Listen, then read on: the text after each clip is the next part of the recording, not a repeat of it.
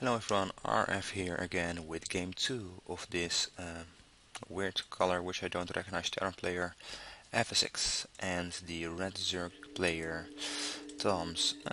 Second map, for the second map FsX choice has picked Coral Compound and we'll see what he's planning to do with this map. In the first game was very passive with a unit composition which wasn't that strong in the mid to early game, where when he eventually came out he got overrun by the Zerg forces, and at that point Thoms had such a big economic advantage that he couldn't make much of it. In the first game he went for a gas first, so we'll see what he's going for this time. Thoms is probably going again for a heads first, which is very typical for Zerg first Terran.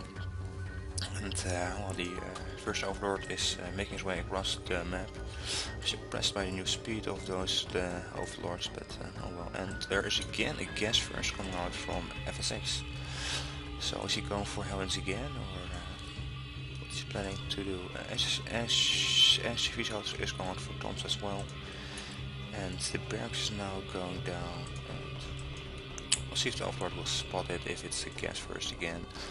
But here goes the drone out for the hatchery, and well, Thoms is pretty typical Zerg now for now, and well, the pool will most likely go down first at 200, and there it is in front of the hatchery. The barracks now is done, and the drone is being chased away by another SV, while this SV is making his way back. He saw the expansion, so he knows that's up, and now he's going back to do some more mining for FsX. Let's see if the factory will go down again. Not quite yet. First comes the other supply depot, and FsX is just building up gas at the moment, so he either goes for a really fast stack play soon, but we'll see. And the spawner pool is down for Thoms. Will probably start both of his queens right away. His second queen when this hatchery is done, of course. And two Zerglings are on their way. And the second queen indeed, well, one drone decides to mine here. Until he's joined by some other drone bodies to increase the saturation of this base. Spycrawler is going down again. Not sure if Thoms saw what's up. He just saw the barracks at no gas. Command center is up, and still FsX is continuing to mine from this gas. So he really should spend it at some point, because this command center could have been there much earlier if he didn't went for this gas first opening. There's a Zergling coming here. He's going to check out again here at the front of the base what he can see, and we will see that he will just spot the reactor until he will be chased away while he's working on this supply depot. And SV is coming here to repair it, and first Marines are on the way to chase away. When we go back to the Thoms camp, we see he is mining from one gas with 3 drones. His fuse chamber is on the way, so we'll go for speed first, and then some circling upgrades, I assume, but maybe he's just taking the effusion chamber for a spore crawler, since he didn't scout his opponent's base. There might be a chance for Banshees. And second barrier is on the way together with a bunker. The Zergling got chased away and is now hanging out here at the Salanago watchtower. FsX decided to morph his orbital in on the low ground, whilst placing this bunker here at the front, and there's a starport on the way now. Bailing nest is on the way for Thoms, together with his second gas, and non-gas taken as natural yet. And back to the FsX camp. The bunker is being down, Marines are being placed in, and he's just being laid back and building up his infrastructure for now, just like the last game, and I suspect that, well, if Tom sees the expansion with his Overlord, I assume he already saw it. Yeah, he saw it indeed, and he sees here slowly the wall coming up from Tom's, and he probably will take his turret relatively soon. His layer is finished now. He got still 3 drones on gas, plus 1 armor for ground is on the way. No bailing speed as of yet. And oh, there goes the third hench down at well, at the third base location of the Zerg. And he's continuing to drone as of now. It's 47 drones, still 30 SCVs. Of course, there are some mules, but that. Well, I think the decision of the game is still pretty good. Yeah, it's about even. The Zerg is a little bit ahead. This is when one mule is out. Marines are taken out. The Overlord, so he's the OCR, so he still don't know what's up, and I wonder how those will react to this. He is placing another evolution chamber, so he's going for double upgrades. Infestation pit is going down, so he's going for a infestor play, I assume, over a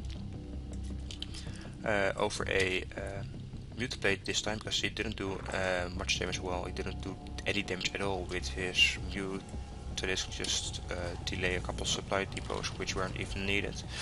And we see that FsX is choosing this game for a marine tank competition with manufacturers, I suppose, because it's a little bit late in the game to Overlord snipe with some Vikings. Another Overseer is now coming here into the base and zooming there and seeing there are no Marines in the main here. He will get a full scout of what is going on, so we will see the double upgrades. 1-1 plus 1 attack is almost done for FsX, and he see it all. And the stim pack is just being done. And I presume that combat shield is going after that as well. There is a turret being placed in the main mesh. Overseer is going away, placing a changeling to see that I can stay there to check things out. Third base is done, and there is instantly being taken the 5th and 6th gas. I said yeah. There's, and Bruno is on the way together with plus 2 armor and plus 1 circling attack with the energy upgrade for the infestors. And Thoms is just taking full map control. He is having a close eye on the Terran's main to see, the Terran's front, sorry, to see when he moves out. Some energy has been placed on a extra supply for FsX.